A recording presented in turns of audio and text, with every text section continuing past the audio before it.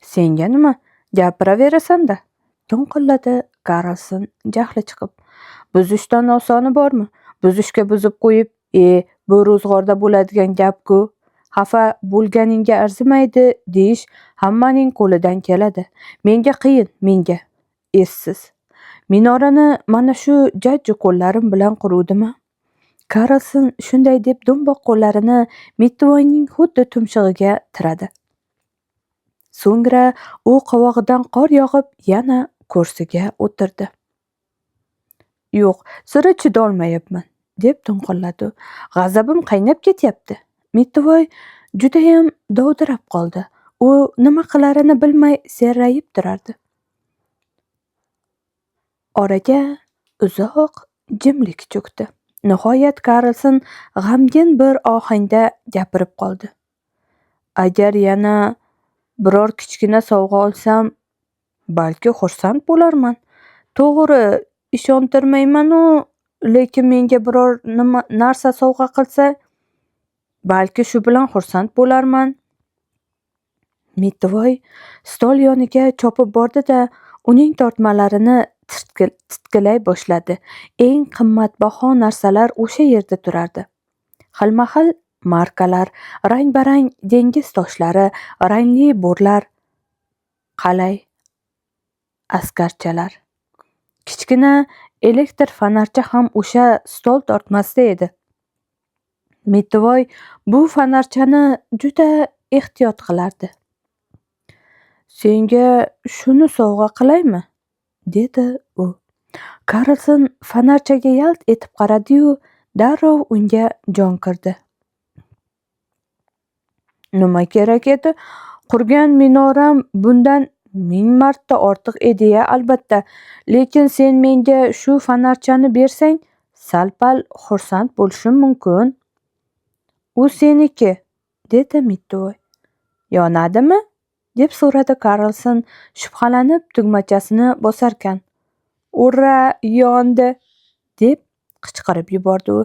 Uning ko'zlari ham sevinchdan porlab ketdi. Juda yaxshi bo'ldi-da.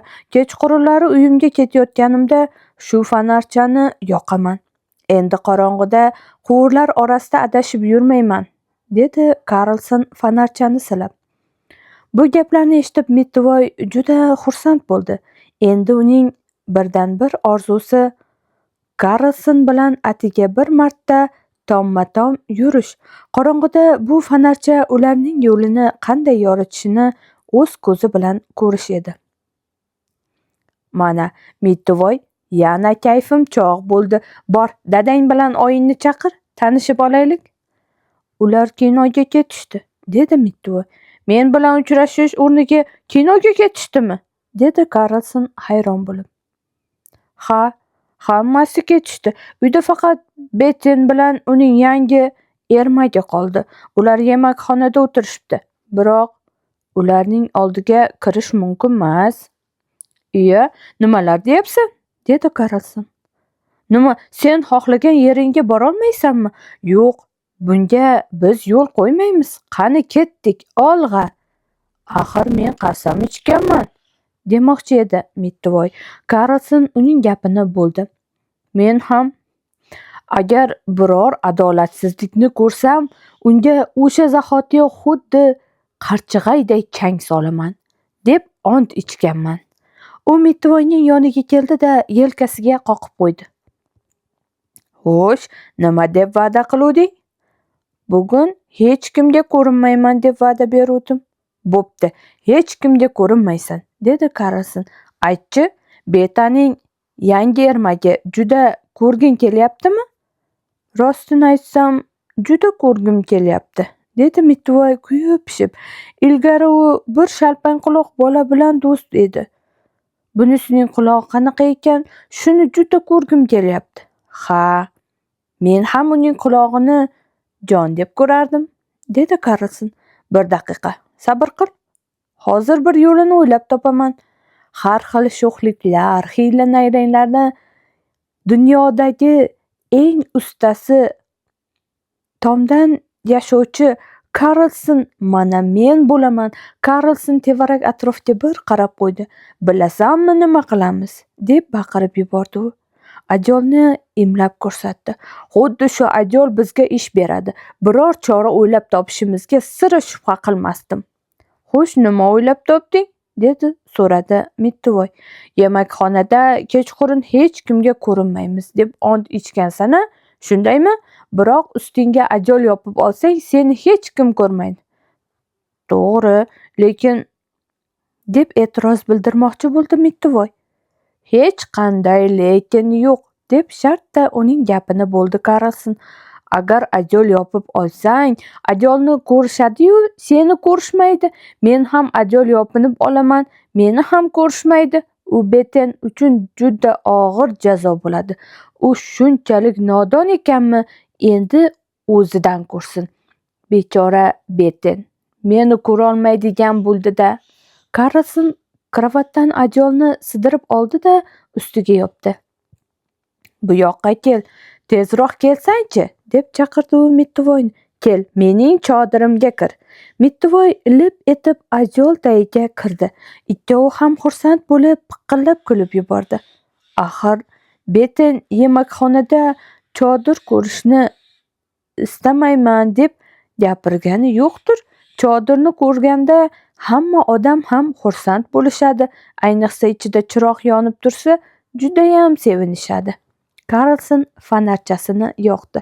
Beten chodirni ko'rib xursand bo'lishiga Mittivoy unchalik ishonmasdi. Biroq qorong'uda ajol tagida Karlson bilan yonma-yon turish, fonarcha bilan yo'lni yoritish shunday mazza, shunday qiziqarli ediki, Mittivoy xursandligidan hamma narsani unutib yuborgandi. Mittivoy Betenga xalaqit bermay xonasida chodir tagida mazza qilib o'ynasa bo'ladi deb hisoblardi-yu, biroq Karlson ko'nmasdi.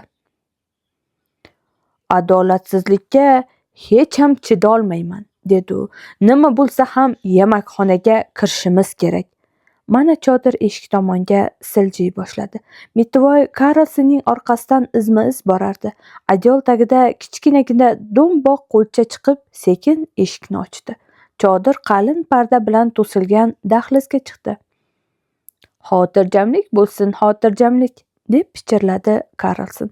Chodir asta dahlizdan o'tdi-da, parda oldida to'xtadi. Beten bilan Pelening g'ung'illab gaplashishlari endi ancha aniq eshitilib turdi-yu, lekin baribir so'zlarini anglab olish qiyin edi.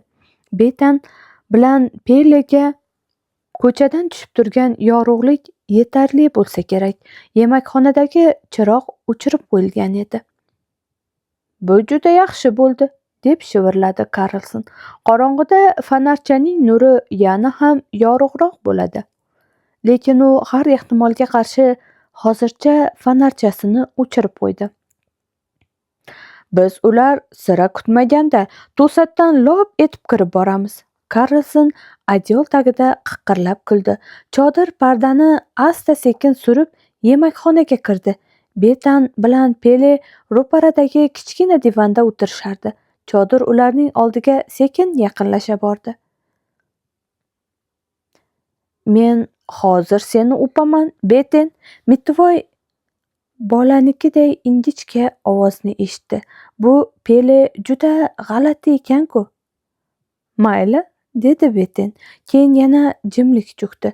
Chodirning qora soyasi polga tovushsiz sirg'alib borardi. Divanga atiga bir necha qadam qolgandi.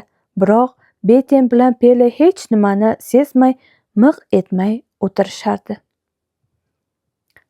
Endi sen meni o'pgin, Beten.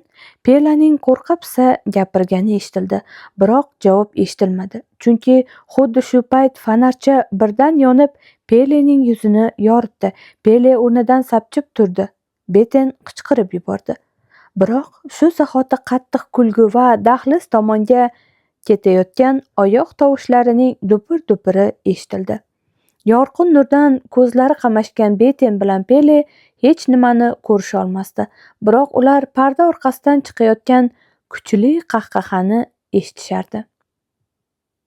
Bu bezori ukamning ishi, dedi Beten. Hozir bir ta'zirini berib qo'yayki, Mittivoy bo'lsa qotib kulardi.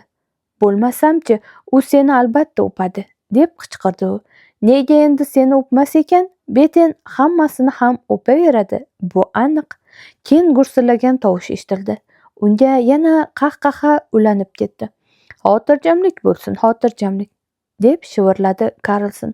Qochayotganlarda qoqilib polga gursillab yiqilib tushishgandi. Mittivoy o'zini tutishga urinib kulgusini arang tiydi. Karlson uning ustiga yiqilib tushdi. Mittivoy o'z oyoqlarini Karlsonning oyoqlaridan ajratolmay qoldi. Beten ularni bemalol ushlab olishi mumkin edi. Shuning uchun emaklab qochishga majbur bo'lishdi. Beten endi ushlayman deganda ular jon holatda Mittivoyning xonasiga o'zlarini urishdi. Xotirjamlik bo'lsin, xotirjamlik, deb shivirladi Karlson adyol tagida.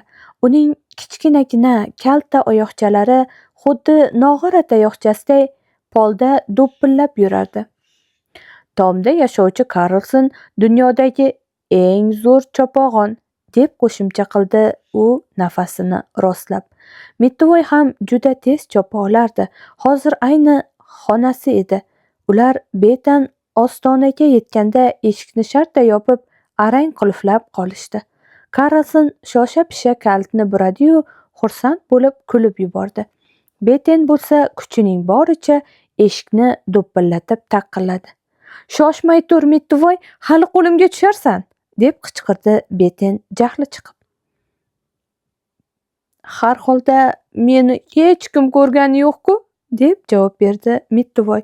Eshik orqasidan Betenning qulog'iga yana kulgu eshitildi. Agar Beten bunchalik xunob bo'lmaganida bir emas, ikki kishi kulayotganini eshitgan bo'lardi.